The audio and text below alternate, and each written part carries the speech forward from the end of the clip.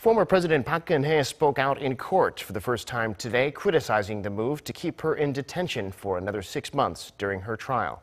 And on top of that, her lawyers have handed in their notices, saying the court's bias makes it meaningless to try and mount a defense.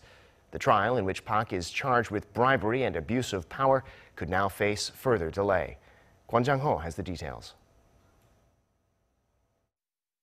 Impeached former President Park Geun-hye appeared in court on Monday for her first hearing since the court decided to extend her detention for another 6 months last week. And for the first time since her arrest in March, she spoke publicly, carefully reading out a written statement.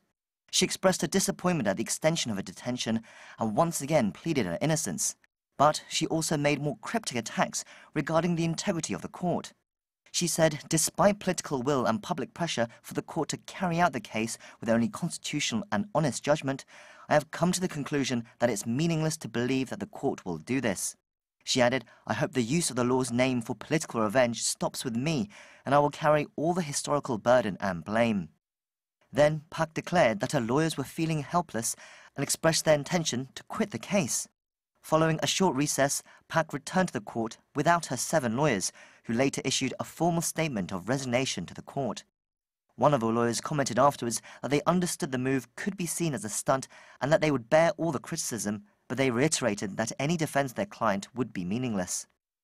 The court now has until the next hearing on Thursday to decide whether to accept or reject the lawyer's resignation. If accepted, Park has to find new lawyers or the court has to appoint public defense attorneys. However, that path could lead to significant delays and disarray in proceedings. There are over 10,000 pages of investigation notes and documents which a new defense team would have to process, and there are risks that the case will have to start from scratch. The prosecution has expressed frustration at the move, and a court official said it's unlikely that a regular hearing will be able to go ahead by Thursday. Kwon Jang-ho, Arirang News.